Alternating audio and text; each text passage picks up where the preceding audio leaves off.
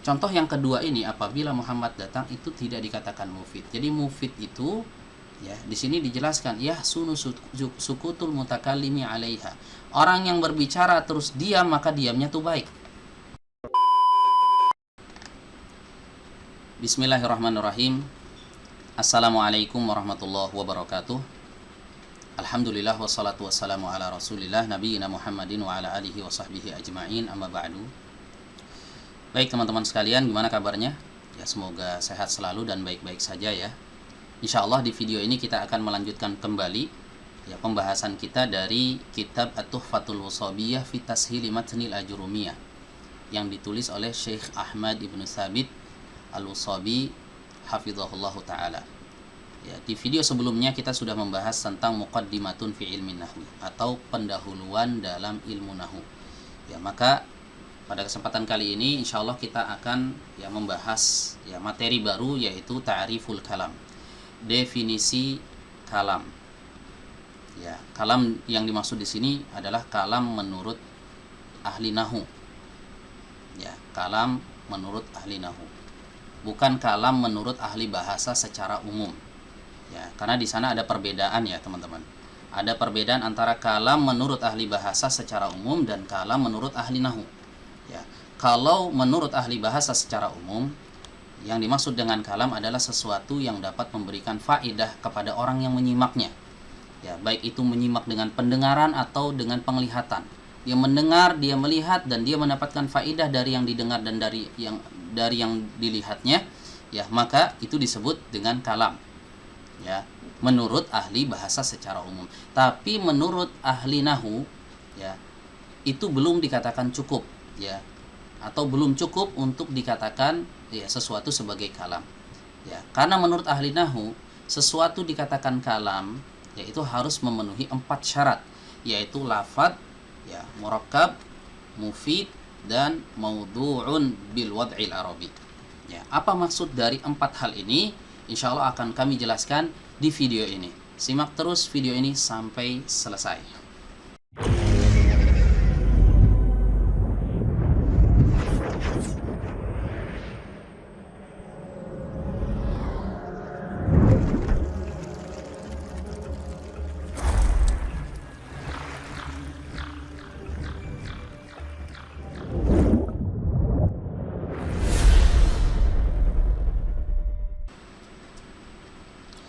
Baik teman-teman semuanya, kita langsung masuk kepada pembahasan ta'riful kalam.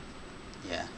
Beliau berkata, ya, Syekh Ahmad Ibn Thabit Al-Washabi hafizahullah, beliau berkata, ta'riful kalam. Ya, definisi kalam. Ya, perhatikan di sini teman-teman, ya, ada ya kalimat yang berada di dalam kotak dan ada yang di luar kotak. Ya. Yang di dalam kotak ini maksudnya adalah perkataan Imam Ibnu Ajurrum di kitab beliau Matan al-Ajurumiyah. Ya, kemudian yang di luar ya lingkaran atau di luar kotak ini adalah penjelasan dari kalimat yang ada di dalam kotak ini. Ya. Nah, yang di dalam kotak ini diistilahkan dengan matan, ya, dan yang di bawah ini diistilahkan dengan syarah. Ya, ini perkataannya Imam Ibnu Ajurrum, yang di bawah ini adalah penjelasan dari ya kalimatnya atau perkataannya Imam Ibnu Ajurrum, dan ini adalah ya penjelasan yang dijelaskan oleh Syekh Ahmad Ibn Thabit Al-Washabi hafizahullah. Ya. Baik, kita mulai dari membacakan ya perkataannya Imam Ibnu Ajurrum rahimahullah. Ya, qala al-musannifu rahimahullah, berkata penulis rahimahullah, maksudnya adalah penulis Matan al-Ajurumiyah, ya, Imam Ibnu Ajurrum rahimahullah. Beliau berkata, bismillahirrahmanirrahim, al-kalamu huwa lafzul murakkabul mufidu bil wad'i. Ya, dengan menyebut nama Allah yang Maha Pengasih lagi Maha Penyayang. Ya, kalam adalah lafadz yang tersusun dan memberikan faedah serta mengikuti peletakan orang Arab. Ya, apa maksudnya? Ya, karena definisinya begitu ringkas, ya, maka para ulama ya dari zaman ke zaman mereka menjelaskan ya maksud dari perkataan Imam Ibnu Ajurrum ini. Ya, di antaranya adalah ya, Syekh Ahmad bin Sabit ini dalam syarahnya At-Tuhfatul Ushobiyah. Ya, beliau berkata, aqulu wabillahi taufiq. Aku berkata wabillahi taufiq, dan taufik hanya dari Allah. Bada al-musannif rahimahullahu bil basmalati 'ala al-qauli bi annaha min kalamihi. Ya, musannif yaitu penulis matan al-Ajurumiyah memulai ya kitabnya ini atau matannya ini dengan basmalah menurut ya pendapat yang menyebutkan bahwa basmalah ini termasuk dari kalam beliau, dari ucapan beliau. Jadi di sini ada dua pendapat ya dari para ulama. Ada yang mengatakan beliau menulis kitab matan Ajurumiyah ini memulainya dengan bismillahirrahmanirrahim. Jadi bismillah ini masuk ke dalam matan. Ya, ada yang mengatakan bahwa enggak, bismillah enggak dimasukkan ke dalam matan, tapi matan itu dimulai ya dari sini, al-kalamu huwa lafdzul murakkabul mufidu bil wad'i. Jadi ada dua pendapat. Nah, Syekh Ahmad ibn Thabit ya, penulis kitab At-Tuhfatul Ushobiyah ini menguatkan pendapat ya yang menyebutkan bahwa bismillahirrahmanirrahim itu masuk ke dalam matan al-Ajurumiyah. Ya, termasuk perkataan ya Al-Imam Ibnu Ajurrum rahimahullah di dalam matan Ajurumiyahnya ini. Ya. Jadi beliau memulai kitabnya ini dengan basmalah. Ya. Iqtidaan bil kitabil azizi wa ta'assiyan bin nabiyyi sallallahu alaihi wasallam fi mukatabatihi wa murasalatihi. Ya, karena ya, sebagai bentuk mengikuti ya Al-Qur'an, di mana Al-Qur'an ya dimulai dengan basmalah. Al-Qur'an Al-Kitab Al-Aziz ya maksudnya adalah Al-Qur'an. Wa ta'assiyan, dan mengikuti Nabi sallallahu alaihi wasallam ya dalam tulisan-tulisan beliau dan surat-surat yang beliau kirimkan. Ya, kalau kita ya membaca ya riwayat yang menyebutkan Rasulullah SAW mengirimkan surat ya kepada para raja dan menyuruh mereka untuk masuk Islam, Rasulullah SAW memulai ya suratnya itu dengan bismillahirrahmanirrahim. Ya, jadi karena ingin mengikuti Al-Qur'an dan juga mengikuti ya Nabi Shallallahu alaihi wasallam ya di surat-surat yang beliau tulis, maka penulis yaitu Imam Ibnu Ajurrum memulai kitabnya ini dengan basmalah. Ya. Wal kalamu 'inda nahwiyyin huwa majtama'a fihi arba'atu umurin. Dan kalam ya, menurut ahli nahwu dia adalah apa-apa yang terkumpul di dalamnya 4 perkara. Ya, jadi harus memenuhi 4 perkara atau 4 syarat yang tadi kita sebutkan ya. Al-awwal, yang pertama adalah an yakuna lafzan. Ya, dia harus berupa lafaz. Ya, apa itu lafaz nanti akan kita jelaskan. Ya, as-sani an yakuna murakkaban. Ya, dia juga harus berbentuk murakkab. Ya, apa itu murakkab nanti akan kita jelaskan. Ya, as-salis an yakuna mufidan. Dia juga harus mufid. Ya, apa itu mufid nanti akan kita jelaskan. Ya, ar-rabi' an yakuna mawdu'an ay bil wad'il arabi. Yang keempat, dia harus ya berupa maudhu', yaitu sesuatu yang diletakkan oleh orang Arab. Maksudnya apa? Nanti juga akan kita jelaskan ya. Jadi di sini ada 4 syarat yang harus dipenuhi ketika ya seorang ingin membentuk ya kalam menurut ahli nahwu atau membuat kalam menurut ahli nahwu. Ya. Yaitu dia harus berupa lafaz, dia harus murakkab, dia harus mufid, dan dia harus maudhu'un bil wad'il arabi. Ya, baik, kita akan jelaskan satu persatu di sini, teman-teman. Ya, apa yang dimaksud dengan lafaz, apa yang dimaksud dengan murakkab, apa yang dimaksud dengan mufid, dan apa yang dimaksud dengan maudhu'an bil wad'il arabi. Ya. Baik, kita mulai dari yang pertama yaitu lafaz. Fa ma'nal lafzu, makna dari kata al-lafzu ya, itu adalah as-sautul mustamilu ala ba'dil hurufil hijaiyati. Ya, suara yang mencakup sebagian huruf hijaiyah. Ya, suara yang mencakup ya sebagian huruf hijaiyah. Jadi dia harus berupa suara ya, teman-teman. Ya. lafadz itu harus berupa suara. Ya, kalau tulisan misalnya, ya ini enggak dikatakan lafadz. Ya. Dia harus berupa suara, atau isyarat misalnya. Isyarat ini tidak dikatakan lafadz. Ya. Karena lafadz itu ya harus berupa suara. As-sautul mustamil, ya, yang mencakup sebagian huruf-huruf hijaiyah. Ya, huruf hijaiyah itu huruf allati awwaluhal alif wa akhiruhal ya. Ya, huruf yang diawali dengan alif dan diakhiri dengan ya, dari alif sampai ya gitu ya. Jadi suara yang bisa dituliskan dengan huruf-huruf hijaiyah ini. Ya, jadi kalau ada suara tapi nggak bisa dituliskan dengan huruf hijaiyah, ya kayak misalnya suara petir, suara kucing, ini nggak bisa dituliskan dengan huruf hijaiyah, ya maka ini tidak dikatakan lafadz. Ya, jadi lafadz itu adalah suara yang mencakup sebagian huruf-huruf hijaiyah. Ya, wadzalika, yang demikian itu, nahu, contohnya Zaidun. Ya, contohnya kata Zaid. Fa innahu lafzun, maka ini adalah lafadz. Ya, Zaid ini adalah lafadz. Li'annahu sautun mustamilun ala ba'dil hurufil hijaiyati wa hiya az-zayu wal ya'u wad dalu. Ya, karena dia adalah suara. Ya, ketika kita membaca Zaidun itu ada suara. Ya, suara ini ya mencakup sebagian huruf hijaiyah, yaitu huruf zai, huruf ya, huruf dal. Ini Zaidun, zai, ya, dal. Ya. Paham ya teman-teman ya? Ini yang dimaksud dengan lafadz. Jadi dia adalah suara. Ya, suara yang mencakup sebagian huruf hijaiyah. Ya, fa kharaja bil lafzi al isyaratu wal kitabatu wa nahwuhuma mimma laisa bilafzin. Ya. Dan keluar dari pengertian lafadz itu adalah isyarat dan juga tulisan. Ya, karena isyarat itu enggak menghasilkan suara, ya. Begitu juga tulisan. Ya, tulisan itu tidak menghasilkan suara, atau yang semisal dengan keduanya. Ya, yang semisal dengan keduanya, maka ini bukanlah lafadz.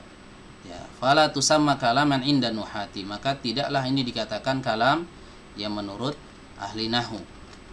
Ya, kalau mau kita tambahkan lagi, keluar juga dari definisi lafadz ini adalah suara, ya, tapi tidak mencakup huruf hijaiyah tadi yang kita sebutkan, seperti suara petir, ya, suara kendaraan. Itu kalau kita tuliskan pakai huruf hijaiyah itu bagaimana? Ya, nggak bisa.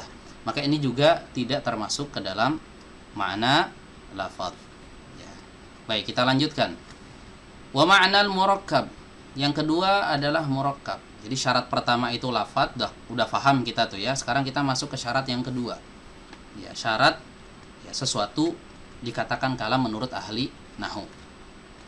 Syarat kedua yaitu murakkab. Apa itu murakkab? Ya, ma tarakkaba min kalimataini fa aktsara.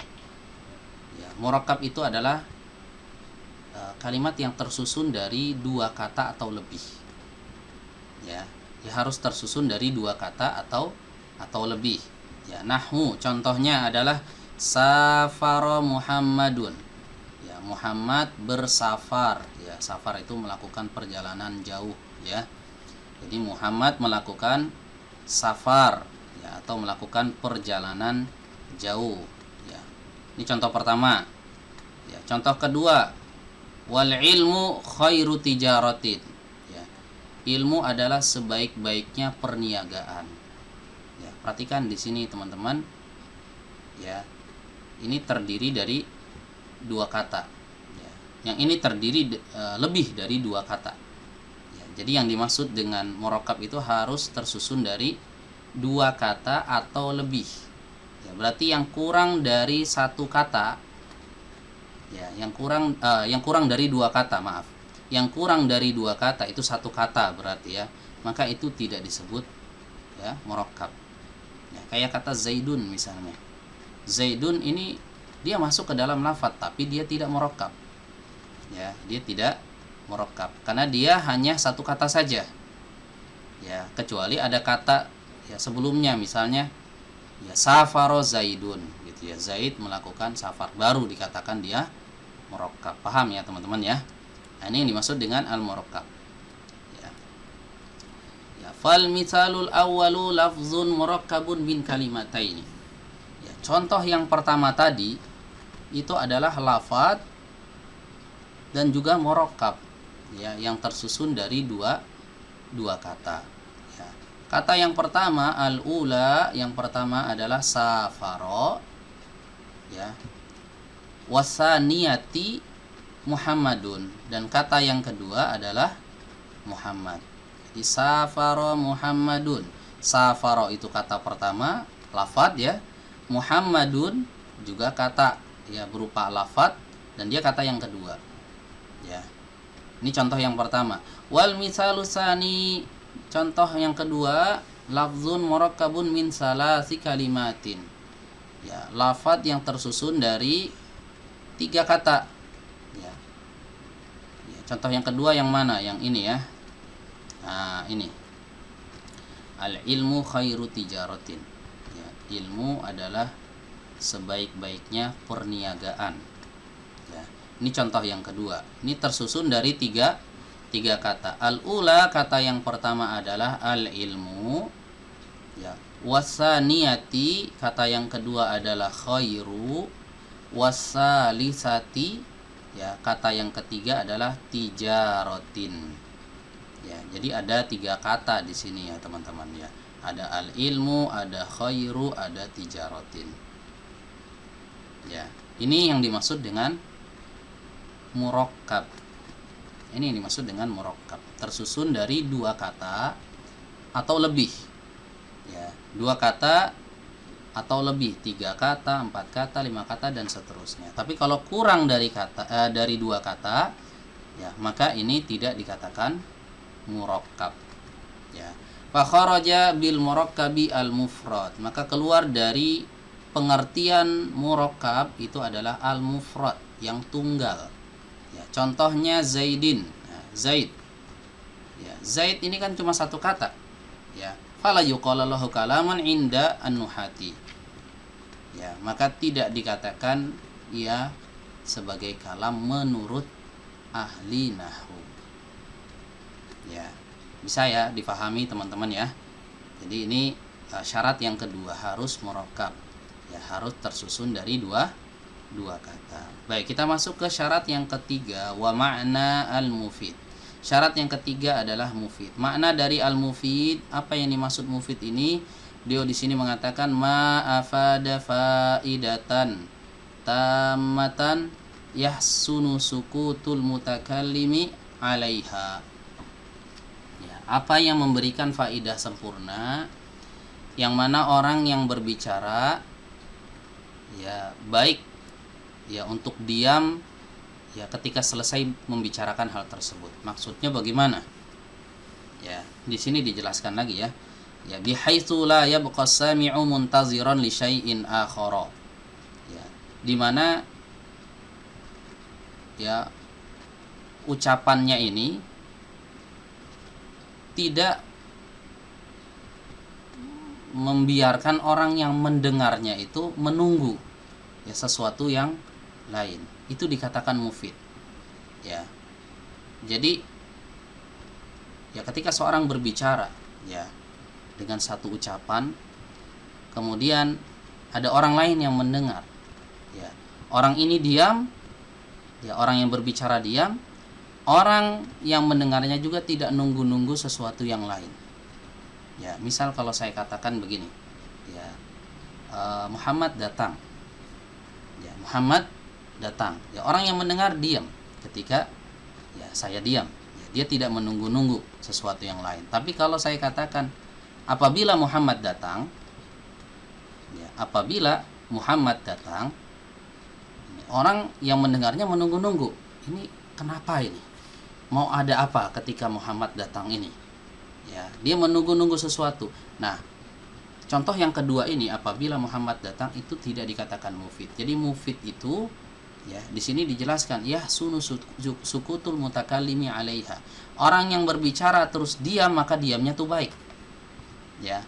Dan orang yang mendengarnya itu tidak menunggu-nunggu sesuatu yang lain. Atau, ya, mungkin kalau, Ya, simpelnya kalimatnya nggak gantung. Nah, gitu ya. Mufid itu kalimatnya sempurna, tidak gantung. Ya.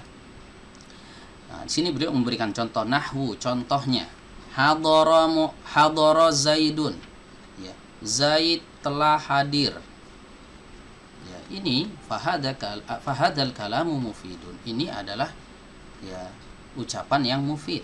Ya, atau ucapan ini sudah mufid. Ya, sudah sempurna, tidak gantung, ya. Li'annahu afada faidatan tammatan yahsunu sukutul mutakallimi 'alaiha.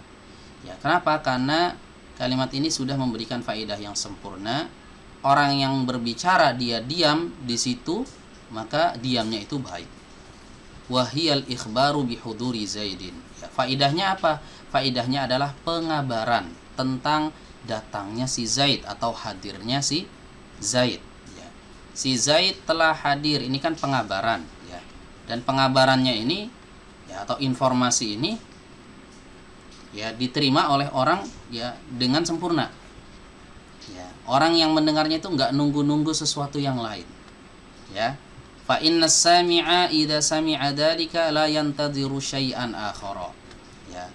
Dan si pendengar ketika mendengar hal tersebut hadara Zaidun, dia tidak menunggu sesuatu yang lain. Wa ya'uddu sukutahu hasanan. Dan orang yang mendengar ya menganggap diamnya orang yang berbicara itu adalah baik. Ya, hasan. Ya, ketika orang yang berbicara hadara Zaidun. Ya, orang yang berbicara mengatakan si A misalnya, dia ngomong hadara Zaidun. Si B yang mendengar ya mendapatkan faedah, oh, si Zaid hadir. Ya, dia si B ini menganggap si A ini ketika diam di situ adalah diam yang baik gitu. Ya. Nah, ini yang dimaksud dengan al-mufid.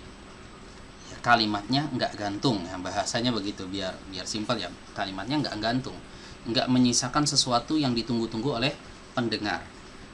Ya. Fa kharaja bil mufid ghairul mufid. Ya, maka keluar dari pengertian al-mufid adalah ghairul mufid, ya sesuatu yang tidak memberikan faedah. Ya, seperti Abdullah. Ya, Abdullah kenapa? Ya, Abdullah kenapa? Ya, wa Zaidin, dan juga Zaid. Ya, Zaid kenapa? Ini enggak memberikan faedah. Wa in qama Zaidun, dan apabila Zaid berdiri, nah ini juga sama. Ya, tidak memberikan faedah. Ya, orang yang mendengarnya menunggu-nunggu apabila Zaid berdiri, kenapa dia? Ya, mau ngapain dia berdiri? Enggak jelas nih kan?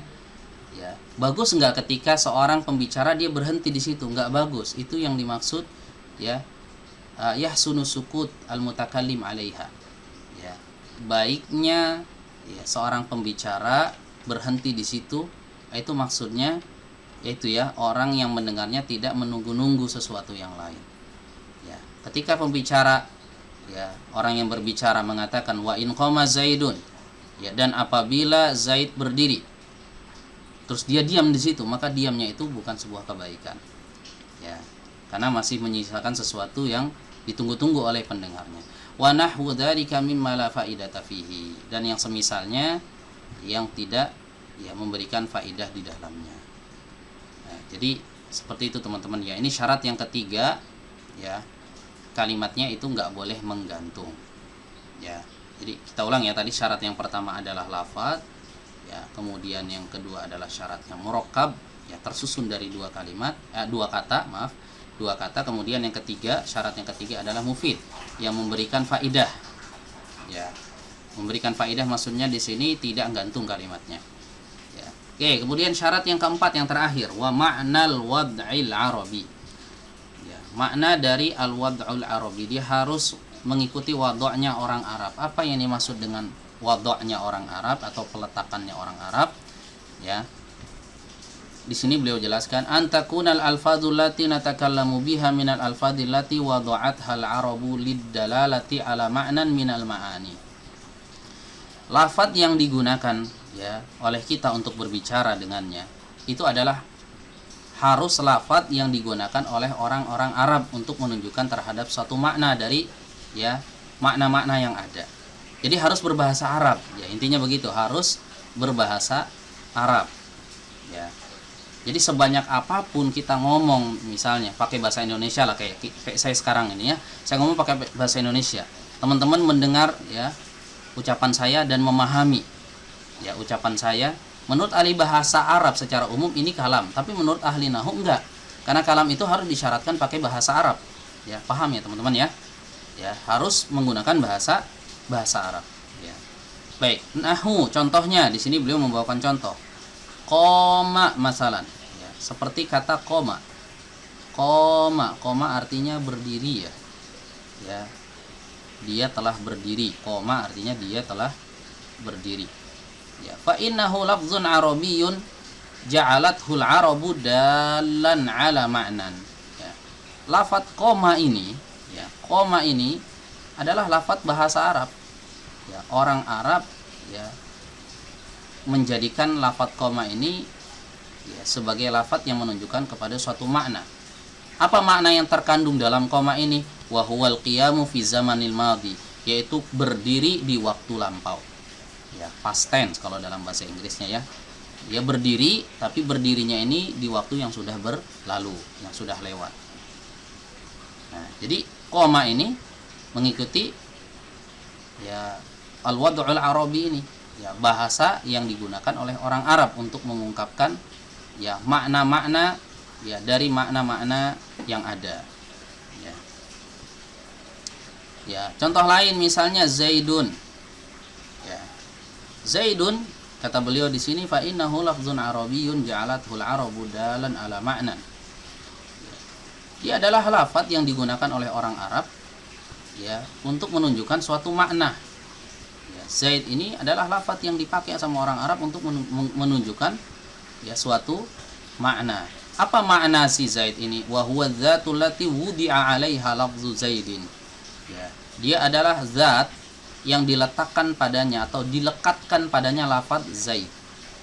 Orang yang dilekatkan padanya nama Zaid, ya itulah Zaid.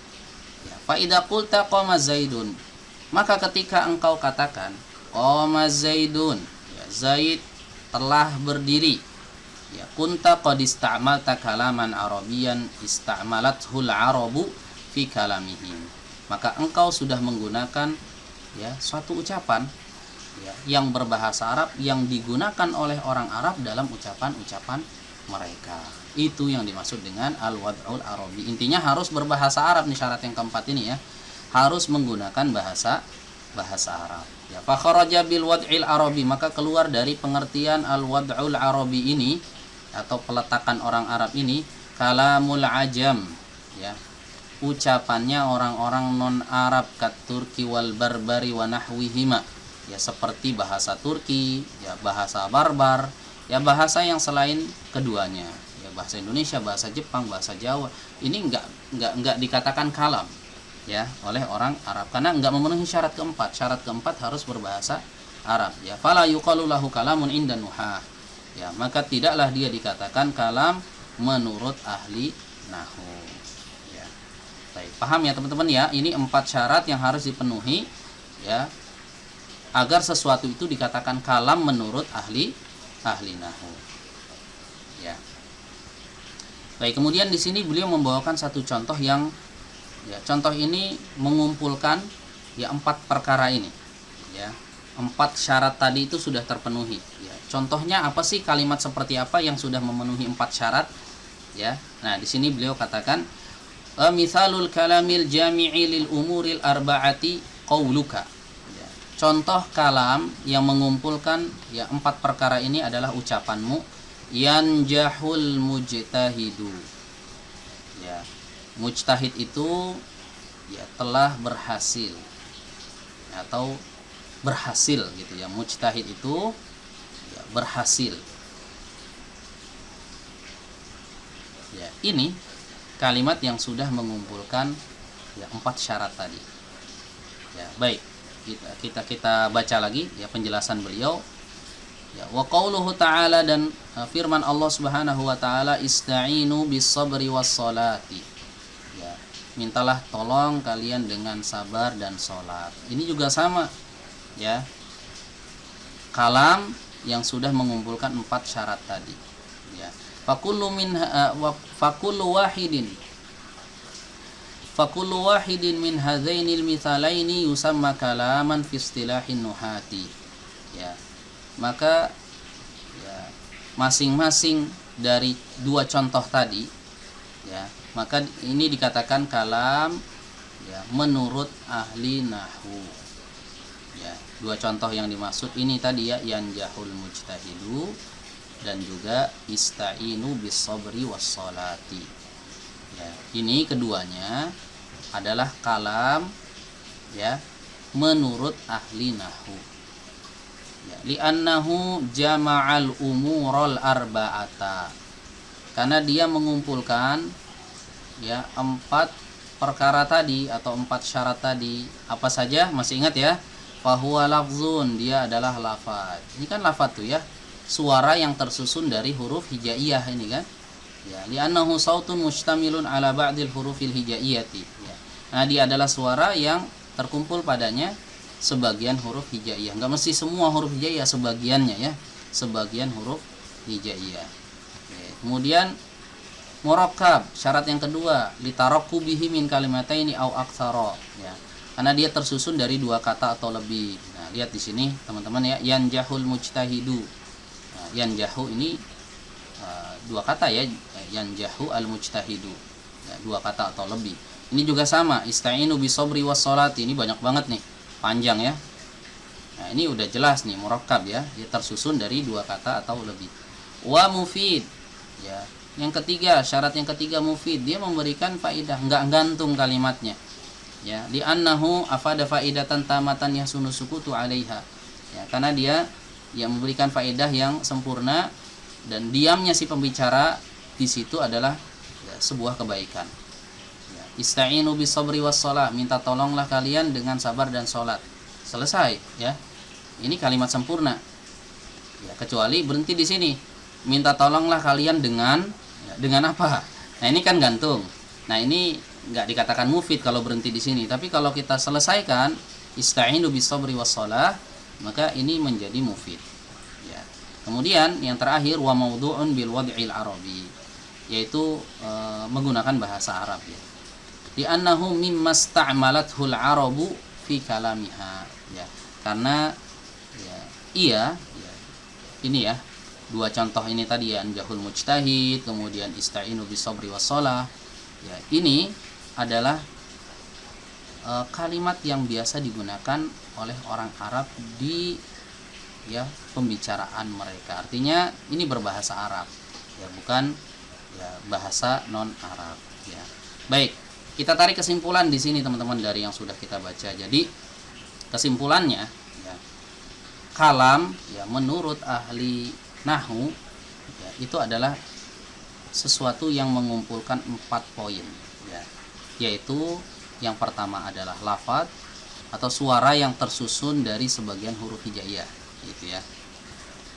Ini yang pertama. Kemudian yang kedua, murakkab atau tersusun dari 2 kata atau lebih. Kemudian mufid itu kalimat yang enggak gantung. Bil wad'i itu maksudnya berbahasa Arab ya. Ini yang dimaksud oleh ucapan beliau ya. Kalam adalah lafaz al-murakkab al-mufid bil wad'i. Ya, demikian pembahasan kali ini, yaitu pembahasan tentang ta'riful kalam. Insyaallah kita akan lanjutkan pembahasan dari kitab At-Tuhfatul Washabiyah ini di pertemuan yang selanjutnya. Wassallallahu ala nabiyyina Muhammadin wa ala alihi wa sahbihi wasallam walhamdulillahirabbil alamin. Subhanakallahumma wa bihamdik asyhadu an la ilaha illa anta astaghfiruka wa atubu ilaik. Wassalamualaikum warahmatullahi wabarakatuh.